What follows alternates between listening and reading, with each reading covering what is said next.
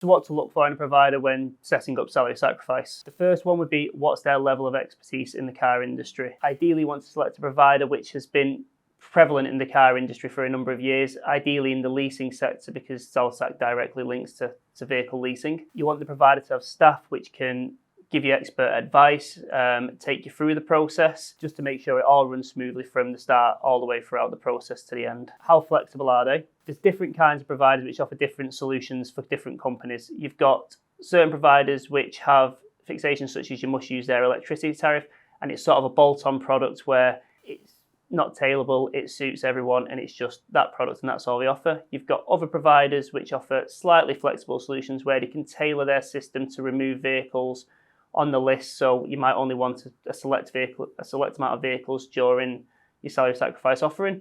And lastly, there's fully tailorable schemes and flexible schemes where you can build a policy which suits you, vehicles you want, mileages you want, etc.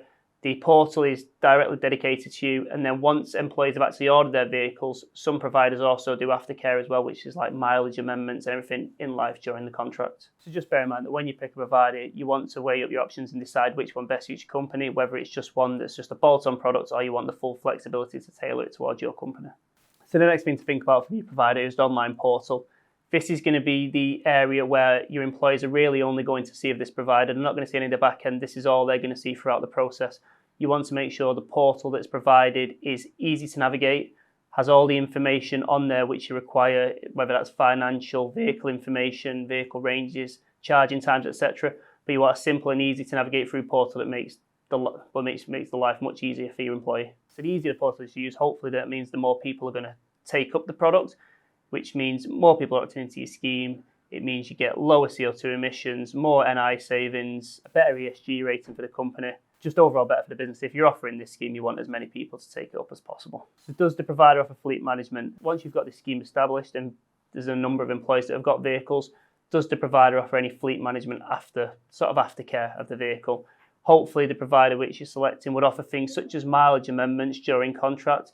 The reason for this is because if your employee, for example, has took a contract on 10,000 miles and it's turned out they're only doing 5, they're paying for mileage which they're not using. So by altering the contract with fleet management, you can then reduce the gross salary sacrifice of the employee, which is saving them money as well.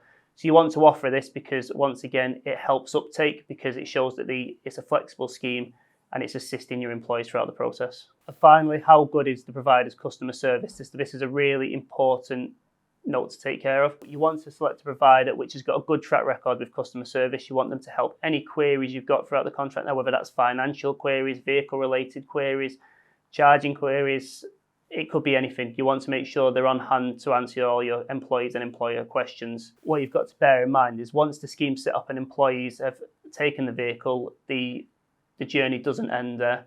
There is going to be questions which will arise in life of the contract, and you want to make sure your provider's on hand to help with this. So there are providers which, once this scheme has been set up, that's all they'll look after. So they will provide the vehicle for you, they'll provide the figures for the gross salary sacrifice, but they won't assist you in any aftercare questions. And what you want to consider as a company is, do you want assistance after?